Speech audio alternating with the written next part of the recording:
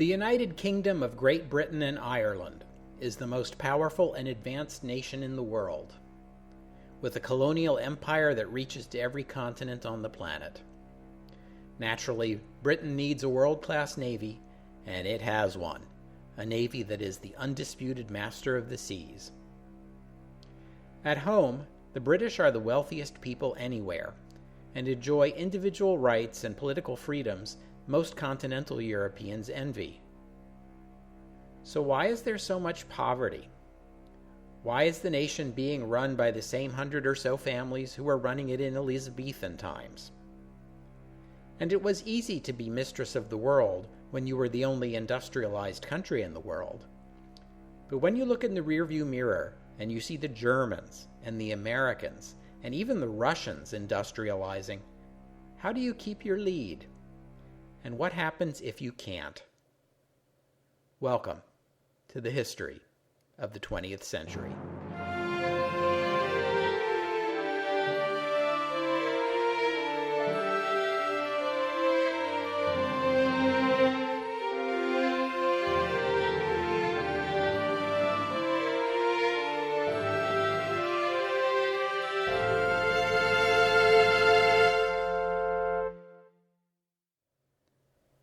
Episode 10, Lest We Forget. At the beginning of the 20th century, the sun never set on the British Empire, although an American clergyman remarked that that was only because God didn't trust the British in the dark. They say that Rome wasn't built in a day, and an empire this big doesn't happen overnight. Do you know what the first English colony was? Be careful, this is a trick question. That's right, Ireland. Although I suppose the French might have a different answer. The first English king to claim the title King of Ireland was Henry VIII, although many before him were also calling themselves King of France. Where does this little kingdom of half an island get off claiming the crowns of all of its neighbors? The Irish, needless to say, were never exactly thrilled with this arrangement, and that still holds true at the beginning of the 20th century. The English had a plan for pacifying Ireland. It involved seizing lands from Irish aristocrats who rebelled against the English crown and handing them over to English aristocrats on the condition that they settle only English-speaking Protestants on their new lands. After the crowns of England and Scotland became united under James I, it was decided that British settlement in Ireland would be divided 50-50 between English and Scots. The province of Ireland that gave the British the most grief was Ulster, and so Ulster became the place where most of the British immigrants were settled. This will have, shall we say, consequences in the 20th century. Back in episode 3, I talked about the Spanish explorers trying to reach East Asia by sailing west from Spain. There were some British attempts to do the same thing, sailing west from Britain, which never worked out because North America was in the way. But they gave the British some claims to territory on that continent, although before they exploited those, they picked up some valuable holdings in the Caribbean region while they were busy plundering the Spanish. Places like the Bahamas, Jamaica, Barbados, British Honduras, British Guiana. Slavery and sugar plantations made these places boom. Religious turmoil at home created classes of British citizens open to the idea of moving someplace where they could run their own communities without harassment. The Caribbean was a little sultry for English tastes, but North America was just the thing. The climate was similar to what they were used to, the land was rich and fertile, and no one lived there, except Native Americans. As I'm sure you know, several English colonies in North America were specifically created to provide sanctuary for religious minorities. Massachusetts for the Puritans, Maryland for the Catholics, Pennsylvania for the Quakers. Georgia began as a penal colony. It was a bit of a setback for British imperial ambitions when the American Revolution led to most, though not all, of Britain's American colonies becoming independent. Some historians draw a line here between the First British Empire and the Second British Empire, because the British pressed on. They used Australia as their new penal colony. The British and Dutch had been competing with each other to muscle in on the Portuguese trade around South Africa. There was the British East India Company and the Dutch East India Company, and there were a few wars over that. When William of Orange became King of Britain, a deal was struck whereby Britain would have the rights to India and the Dutch would have the rights to the East Indies. At the beginning of the 20th century, the deal still holds. The Dutch still control most of the East Indies, and the British rule India. Although it was the Portuguese who were the first Europeans to discover the Cape of Good Hope, it was the Dutch who ended up in control of the place and settling it. And if you want to know how that happened, go listen to the When Diplomacy Fails special on the 30 Years' War. The Cape of Good Hope made a convenient stopover for ships traveling between Europe and the East Indies.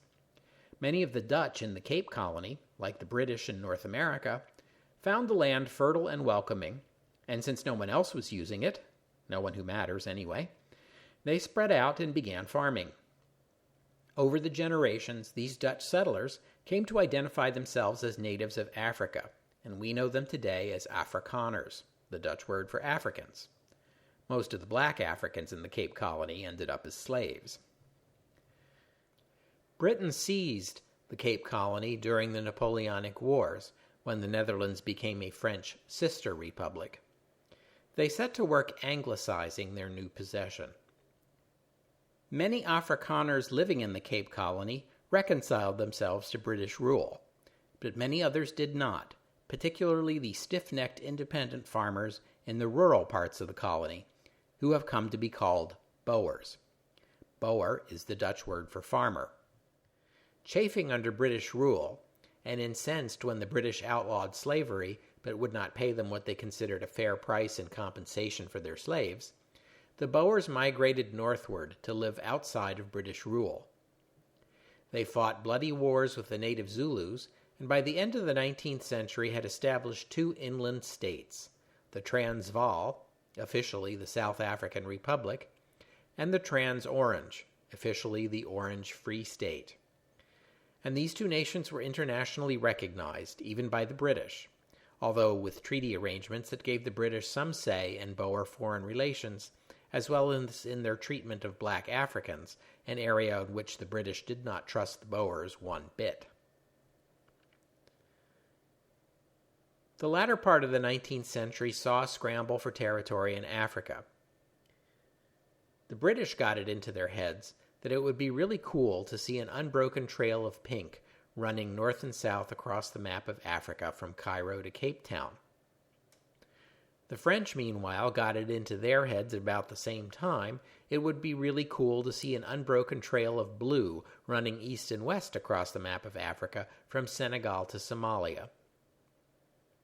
Obviously, only one of them can have their way, and that turned out to be the British, after a military confrontation with the French at Fashoda in the Sudan in 1898. You may recall from Episode 8 that this was pretty much at the height of the Dreyfus Affair, and there were those in France at that time who were quite ready to attribute the French army's humiliation to the influence of Jews and the Syndicate. The ill will between France and Britain lingered for some time, and this is something of a low point in Franco-British relations. But hey, having an empire is awesome, and you can't make an omelet without breaking eggs. Britain's remaining North American colonies were federated into a self-governing dominion within the empire, Canada, in 1867. You may recall from Episode 1 that the Commonwealth of Australia came into being as the empire's second self-governing dominion in 1901.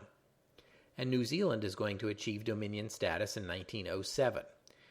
Because, as you can see, Britain is committed to bringing modern ideals of freedom and self-determination to peoples all over the globe, as long as they're descended from Europeans.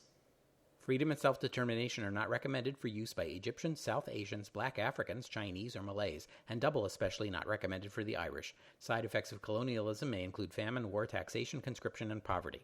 Ask your British doctor if freedom and self-determination are right for you. Employees of the British Empire and their families are not eligible for this offer. Freedom and self-determination are registered trademarks of the British Colonial Office. All rights reserved. Void where prohibited by law. In South Africa, the British government envisioned a day when the Boer republics and its own South African colonies, the Cape Colony and the Natal, could be federated together into a multilingual self-governing dominion within the empire, just like Canada.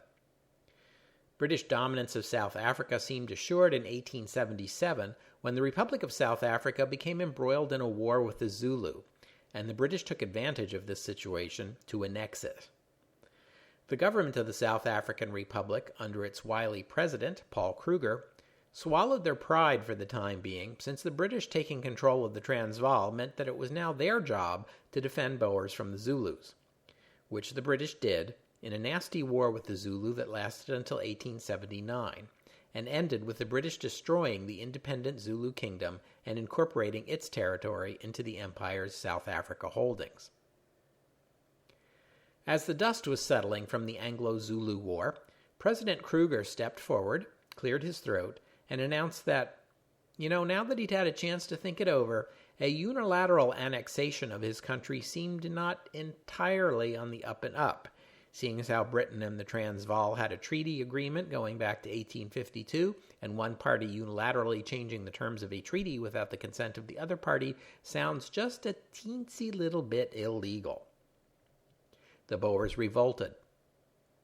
Some call this the First Anglo-Boer War, but that might be too grand a name for a conflict that was over in a matter of weeks. But undeniably, there was a conflict. The Boers turned out to be much more formidable opponents than the British ever expected.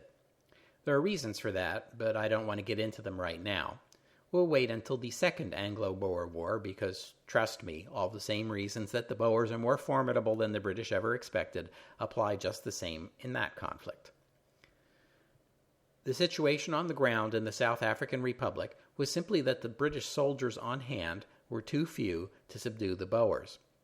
The government in London was faced with the choice of calling in reinforcements from other parts of the empire and escalating the conflict dramatically, or giving in. They chose the latter and agreed to a treaty restoring the Transvaal's semi-independence. The British government at that time was a liberal government. The big political argument of the 19th century, in Britain and in many other places, was conservatives versus liberals. Now I need to take a moment and caution everybody here. We use these terms liberal and conservative in modern political parlance, and odds are that many of you listening think of yourselves as liberal or conservative, or at least sympathetic to one or the other. You might feel tempted to root for your own side when we talk about the 19th century political debates, but you need to be careful here, because liberal and conservative do not mean the same thing in the 19th century, and our modern ideas of what constitute liberal versus conservative policy positions don't map especially well onto 19th century debates. Liberals in the 19th century were disciples of Adam Smith, advocates of the free market, political and economic equality, universal suffrage, pacifism, low taxes. There's almost nothing a liberal government hates more than spending money. In fact, the only thing a liberal government hates more than spending money is spending money on the military, which liberals regard as money down the drain. And so the liberal government of William Gladstone, who was prime minister at that time, pulled up a spreadsheet, ran a quick cost-benefit analysis, and came to the conclusion that peace was a bargain. The disciples of Smith had been indifferent to the loss of the American colonies back in 1783. They argued that there would still be trade between Britain and America, and Britain could reap a substantial profit from free trade with an independent USA without all the bother and expense of controlling and governing it. The past 100 years have proved them right, and similarly, we don't have to be running the Boers' countries for them in order to make money off them, do we? Or if you want to go really nuts, we could even try applying that same logic to Ireland. 19th century Irish people are no more reconciled to British rule than, Irish people in any other century, and home rule is the number one issue in Ireland at this time. Irish opinion is split between those who seek Irish control of domestic affairs within the framework of the empire, say an Irish parliament to decide internal affairs with the parliament at Westminster in charge of imperial and foreign affairs. In other words, an arrangement not terribly different from what Canada just got. Ireland had about 100 seats in the British Parliament, and by 1880, 63 of those seats are held by the Irish Parliamentary Party, whose top policy priority is home rule for Ireland. The rest of the Irish are holding out for full independence. They're not standing for Parliament at all because they don't recognize Parliament's authority to make decisions on Irish affairs. Now, the Liberal Party is the natural ally of the Irish Parliamentary Party, and by 1885, Gladstone is on board with Irish Home Rule and is trying to get a bill through Parliament. But not all liberals are willing to put abstract liberal principles above loyalty to Queen and Empire. Gladstone's bill was narrowly defeated, and some liberals left the party over the Irish question and formed the breakaway Liberal Unionists. When the dust settled after back-to-back general elections in 1885 and 1886, a coalition of conservatives and liberal unionists won a huge victory. This conservative-liberal unionist alliance will hold a majority in the House of Commons for most of the next 20 years. Gladstone was succeeded as Prime Minister by Lord Salisbury, leader of the Conservative Party. He will still be Prime Minister on January 1st, 1901, when the history of the 20th century actually begins, albeit with a 3-year break in there when the Liberals briefly retake Parliament. The Conservatives love them some empire, and they aren't afraid to spend money to defend it. In particular, in 1889, the Salisbury government introduced and passed the Naval Defense Act, the largest peacetime expansion in the Royal Navy's history. The Naval Defense Act also formalized the standard that the Royal Navy would be at least equal to the combined strength of the next two largest naval powers in the world, which were then France and Russia. And do you know why? Well, because when Britain first at heaven's command arose from out the azure main, this was the charter of the land.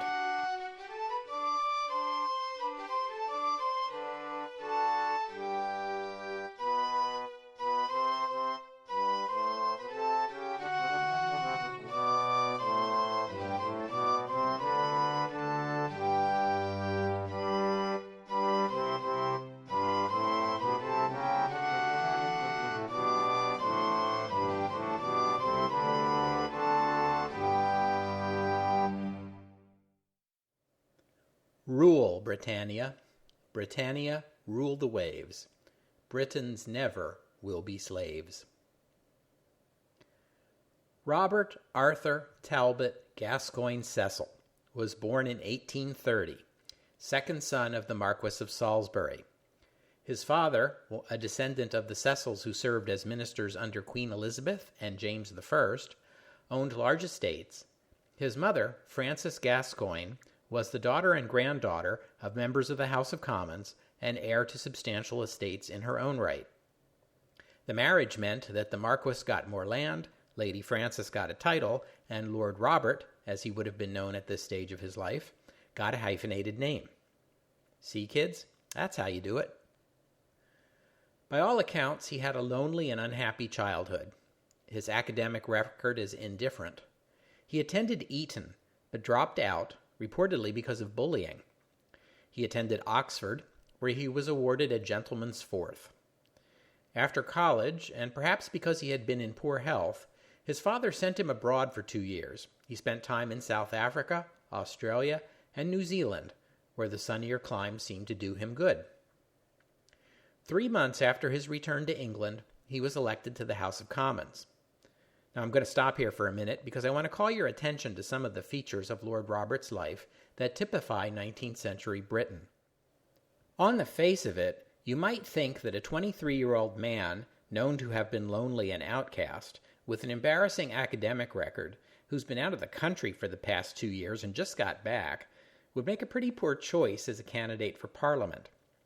But not only did he win a seat in the Commons on his first try, he won it without opposition. That's because Stamford, the borough he represented, was a pocket borough. Stamford had a population of about 7,300 at the time, and about 500 of them were eligible to vote, and most or all of these were tenants of, or otherwise beholden to, Lord Robert's father, the Marquess, and they understood what was required of them. Stamford actually sent 2 members to the House of Commons at that time, even though much larger cities, famously Manchester with a population of 60,000, got no individual parliamentary representation apart from their county at all. That's because at this time, The concept of each parliamentary constituency containing approximately the same number of people has not yet been embraced, even in principle, and parliamentary constituencies have been defined based on criteria that are now out of date by centuries.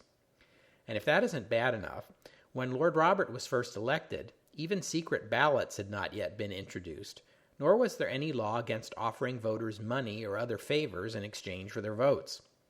So Lord Robert had no trouble getting a seat in the Commons. In fact, Dad bought his little brother a seat, too.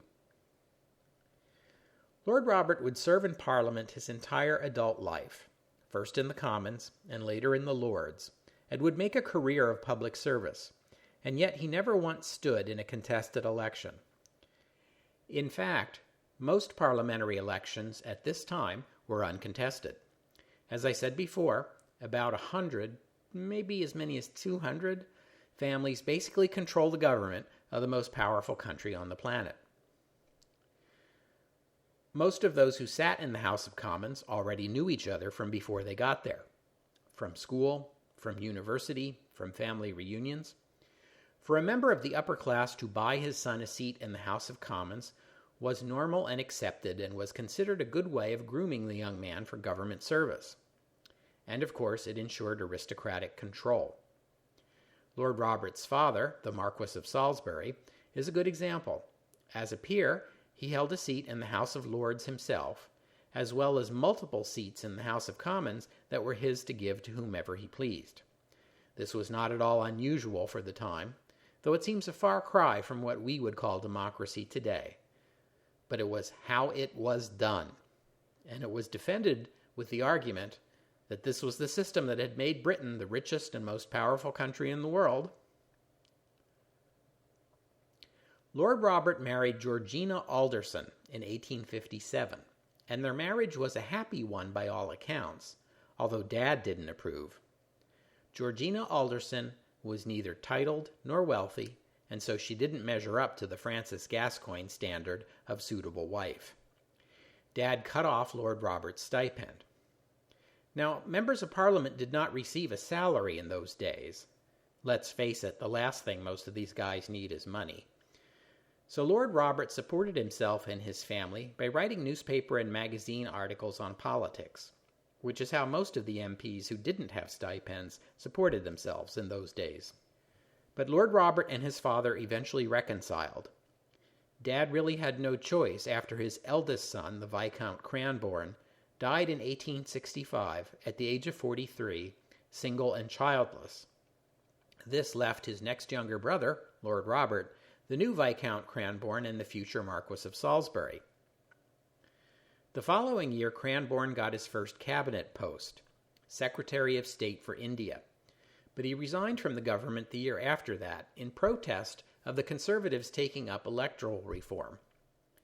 Pressure for electoral reform, even universal suffrage, was growing, which strengthened the Liberal Party.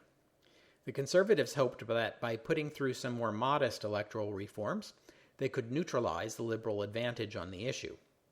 But even this was too much for Cranborne, who would be a staunch opponent of expanding the right to vote for his entire political career. The next year, Dad died, and Viscount Cranborne became the new Marquis of Salisbury. His new title made him ineligible for the House of Commons, but it granted him a seat in the House of Lords, where he would become Conservative Party leader and eventually Prime Minister. Lord Salisbury would be the last Prime Minister to come to the position from the House of Lords rather than the House of Commons. He was known to blurt out intemperate remarks that got him in trouble, the sort of remark that we today would call a gaffe, but which at the time people came to call Salisbury's. Once when a fellow lord was speaking in the House, Salisbury asked a colleague who he was, and when told, exclaimed loudly enough to be heard across the entire chamber, "I thought he was dead."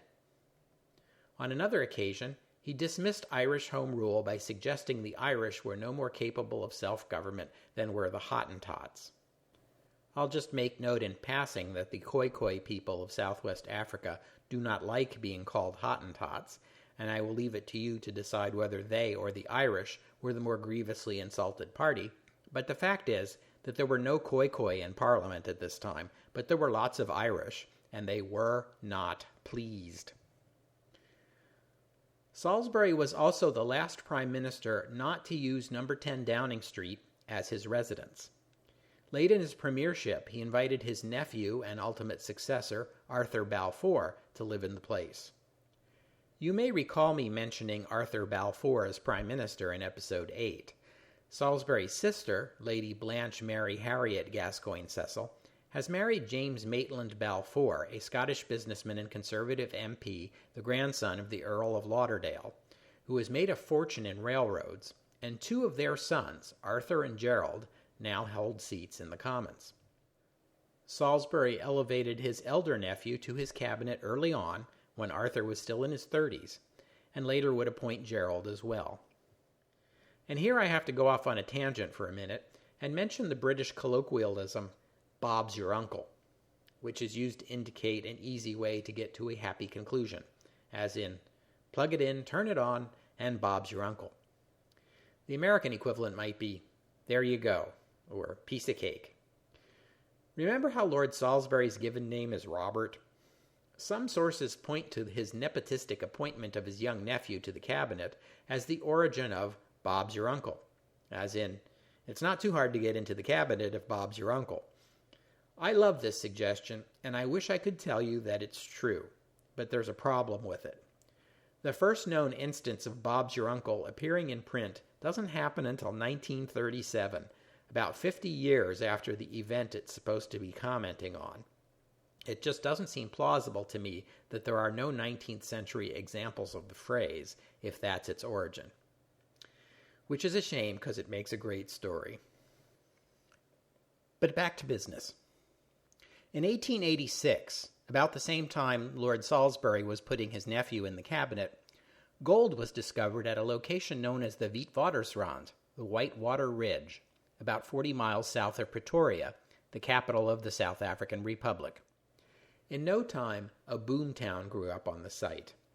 This town came to be called Johannesburg, and it soon had a population of 60,000, most of whom were British nationals, although there were immigrants from many other countries as well. The situation became alarming to the Boers, as Johannesburg now had a larger population than all the Boers in the Transvaal. And most of the money from the gold mining was being made by foreigners, largely British, but also Dutch and Germans and Americans, so the South African Republic did what most countries would do in this situation, which is impose new taxes on gold mining to ensure that some of that money stays home in South Africa. Black Africans were not permitted to vote in the South African Republic, so this large population of foreigners was actually bigger than the white Boer population of the South African Republic, and they threatened to take over the country electorally if they were given the right to vote. So the government made it very difficult for these immigrants to claim South African citizenship. This policy of taxation without representation was resented in Johannesburg, as any American could have predicted. I'm going to go off on another tangent here and take note of the fact that the period from about 1875 to 1895 was a period of economic slowdown in many countries, including the United States, but even more so in Great Britain and France. Modern economists sometimes refer to this period as the Long Depression. Most of the world was on the gold standard at the time, and the problem with the gold standard is it doesn't give you the opportunity to exercise monetary policy to stimulate the economy when there's a slowdown.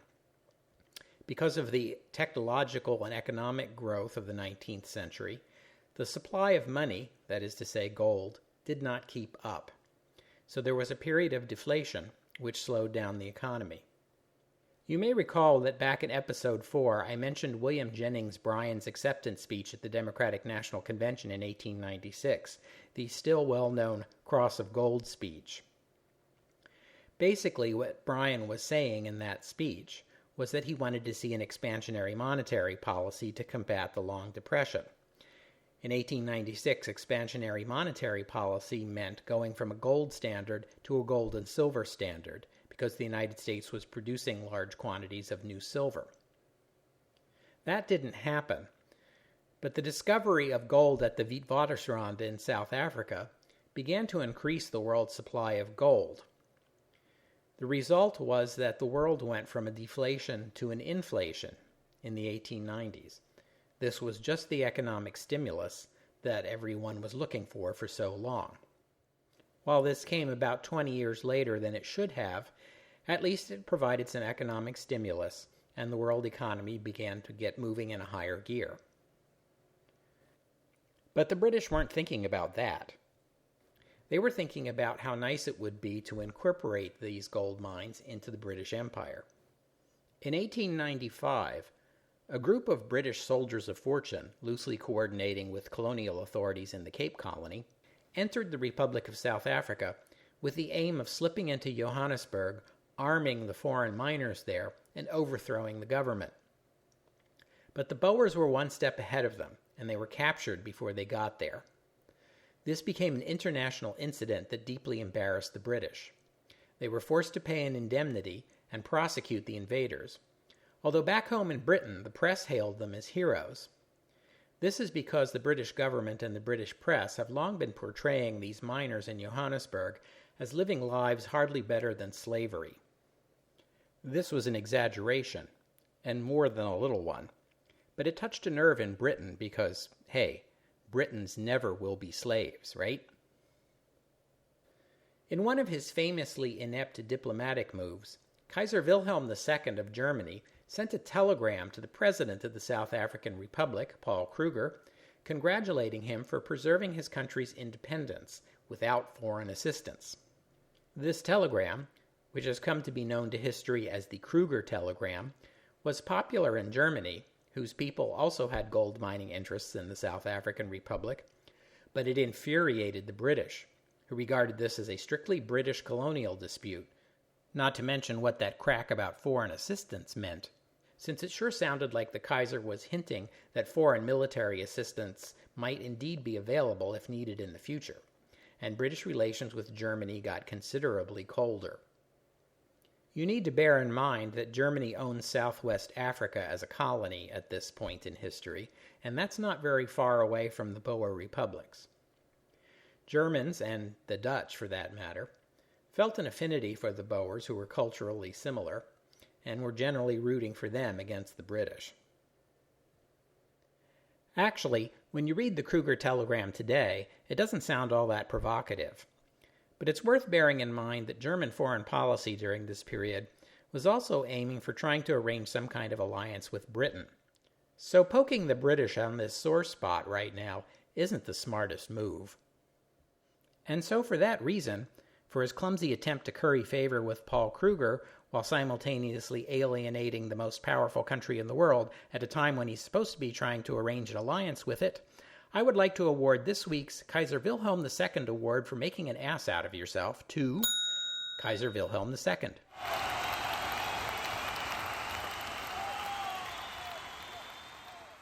Anyway, getting back to the South African Republic, this incident of British soldiers of fortune invading the country has come to be called the Jameson Raid.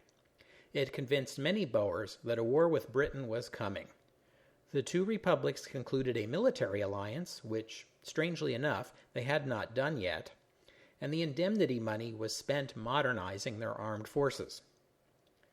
The dispute festered for 3 more years. The Boers felt that whatever the British may say about the rights of the miners in Johannesburg, what they were really interested in was conquering them and seizing the newfound gold field. The fact that the British had previously seized the diamond mines around Kimberley in the Cape Colony, an area which the Orange Free State had also laid claim to, gave credence to this idea. The British, for their part, were outraged by the defiant attitude of these puny little Boer states, what they saw as unjust treatment of British subjects in the South African Republic, and also ongoing objections to the appalling treatment that black South Africans got in the republics. You can already see in this system of Boer control of the state guaranteed by racial oppression and restricted voting rights the roots of conflicts that are going to plague South Africa for a century to come. In 1896, Queen Victoria became the longest reigning monarch in British history, after outlasting her grandfather, King George III. That's the King George III as in the American Revolution and the madness of. In 1897, the Queen and her country celebrated her Diamond Jubilee. The celebrations focused on the Empire, and the high point was a procession through the streets of London by soldiers from all across the Empire. Rudyard Kipling submitted a poem for the occasion. Originally, it was to be White Man's Burden, but that one got put aside and saved until 1899, where it was repurposed as an argument in favor of Philippine annexation, as I described in episode 6. In its place, he offered the strangely pessimistic, cautionary poem, Recessional. Far called, our navies melt away. On dune and headland sinks the fire. Lo, all our pomp of yesterday is one with Nineveh and Tyre. Judge of the nations, spare us yet, lest we forget, lest we forget. If drunk with sight of power we loose wild tongues that have not thee in awe, such boastings as the Gentiles use, or lesser breeds without the law, Lord God of hosts, be with us yet, lest we forget, lest we forget.